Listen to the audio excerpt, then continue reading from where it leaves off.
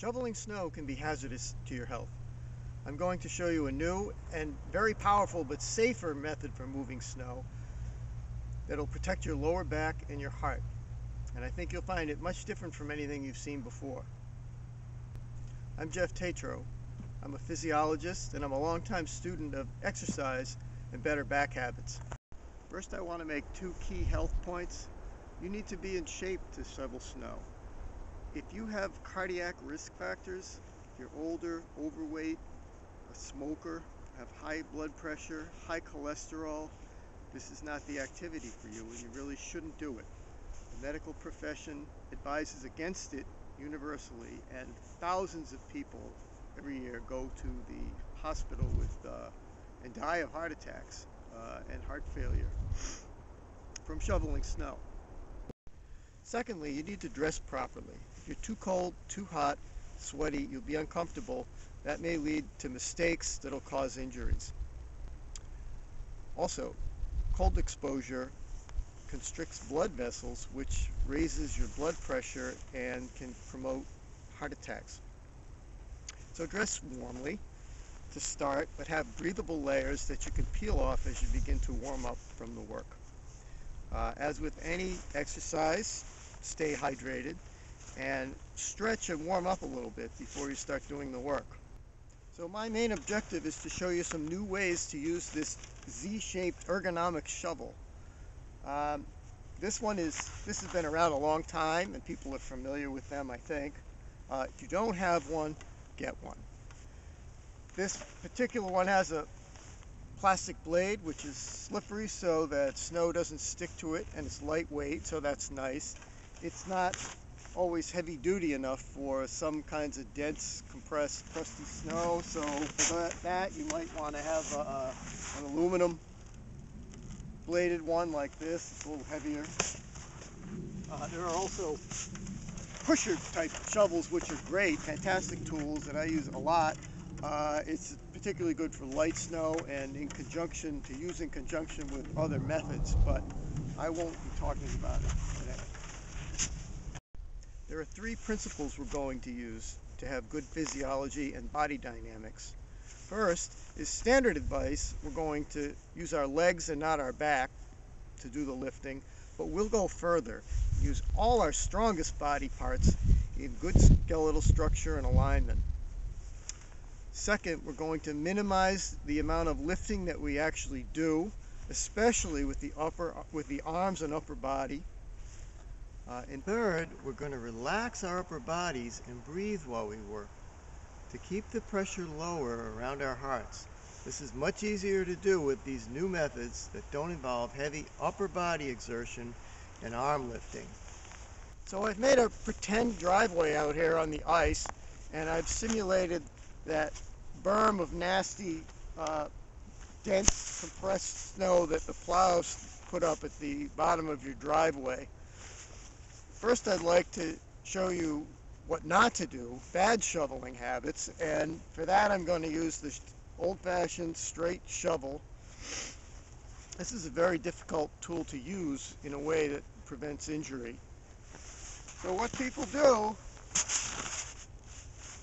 is they bend over from the waist, they use their lower back muscles to lift the snow, they take too much snow, kind of hold their breath, and they twist to throw it out of their way. These are bad things to do. The reasons are that your lower back muscles are not good for lifting. They're weaker and not designed for that. The twisting puts stresses on the disc between your vertebrae that might cause them to herniate or move. And also this upper body lifting with long arm lift and holding a lot of pressure inside, clamping down on the air inside our chest, causes high pressure in the chest that can promote heart attack. So we'll come back to that. This ergonomic shovel is a great tool and is advantageous right off the bat because we don't have to bend down as much even if we use it in a conventional way. So to use it properly in the conventional way, what you're going to do is just drop your butt,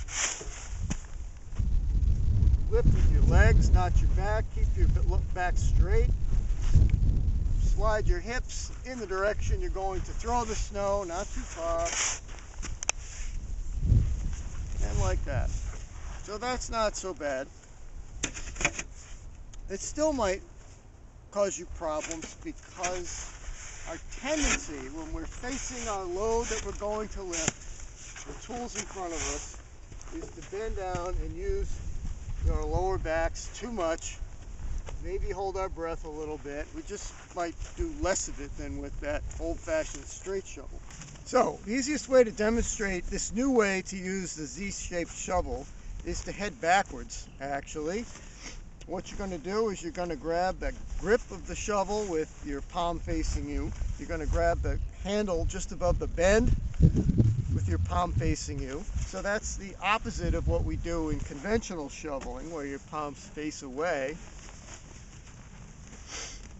You're going to face away from the snow. The direction you're going to throw the snow, and put the blade of the shovel behind you, at least in this first method.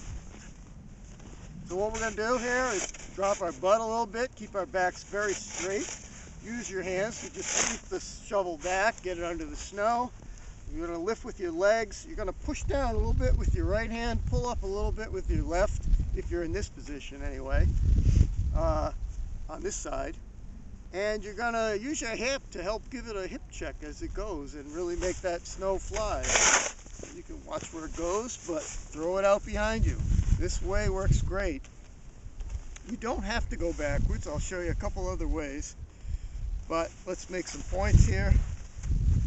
Your hands, notice your hands are not going to move very much at all. So they're just not doing the lifting. You're not going to do this kind of thing. All we're doing is just a little bit of push down, pull up, and we're using our arms almost as like straight connectors, like piston rods in an engine. So you may say, well, I don't want to throw my snow backwards. That's fine, you don't have to. That method works great, but here's another method. I'll show you 3 methods for doing this basic kind of lift. Second one is still face away. Slide your shovel in just the same way. Keep your back straight, squat down a little bit. But this time, as we go up, we're going to turn our hands, torque our hands away, and give our hip a bump in the direction we want the snow to fly. So, you'll see, I'm not doing any heavy upper body lifting. This is all lower body movement, and nothing gets out of alignment. The third way you can do this is face this way, angle the handle down across your thigh with your knee bent. So now your lower leg is going to support the shovel, and your thigh will act as a fulcrum. And you'll just push down on the handle, on the grip, and up a little bit on the handle and flip it out. And once again, I'm not doing any upper body heavy-duty arm lifting. This is all pretty much lower body, good body dynamics. Give a little bit of a bump with my leg too as it goes. So those are great ways to move the snow. Also, keep your hands close to your body. The further they are from your midline, the more bad leverage and excessive loading they place on your spine, upper body, and shoulders. And breathe. Keep your upper body relaxed while you shovel, and avoid any tendency to hold your breath while you lift.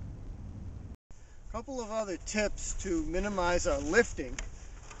If you have heavy, dense snow, especially that compressed stuff at the end of your driveway from the plows, don't pick up too big a piece of it. And the way to do this is just to chop it up like it's a pan of brownies. So cut it in little squares that are going to be manageable. If it's too deep, just take the top half slice. And the other thing is, if you don't have to lift it, and walk with it, you can drag it with this shovel and lift it. So we can do a lot less lifting if we just drag the snow and just do the little lift at the end. This snow is not super heavy. I clumped it together artificially by pushing it up, but that heavy sticky stuff will stay right in there and will drag beautifully. And all this time I'm not doing much work at all. Now I just lift and drag. So how can these new methods help prevent heart injury? Well, the blood in your arteries is pressurized, and the heart has to pump against that pressure load. In a healthy person who isn't exercising, peak pressure gets to about 120. During exercise, that pressure rises, and heart rate also increases as we try to get more blood to the body, so the heart is doing a lot more work. In the cold, blood vessels constrict, which drives blood pressure still higher, and in a person, say, with hypertension, they're starting from a much higher baseline blood pressure. Now, if we do bad form snow shoveling, it involves heavy upper body exertion, arm lifting, and usually some breath holding. This creates massive pressure inside the chest and forces on the heart, and the heart has to pump against that excess pressure now, in addition to the other forces that I mentioned. That's what promotes heart attacks and sends so many people to heart failure, shoveling snow. Our new method, we don't use the upper body lifting and heavy arm lifting, and we don't feel any need to compress the chest by sort of holding our breath as we work. It's a lower body movement. We're upright, we're relaxed. There's really no upper body involvement at all. A little bit of movement from our shoulders and hands, but it's all taking place down here in the stronger parts of our body, and we don't feel as though we have to hold our breath and grunt the snow to make it move. So to summarize, if you do shovel, get yourself one of these and try these new methods. They'll let you take full advantage of your skeletal structure with great body dynamics. Straight, strong, and powerful. And remember, breathe. To lower the pressure in your chest, keep your airway open. Don't hold your breath. Don't clamp down while you're shoveling. So thanks for watching, and I hope you found the video helpful.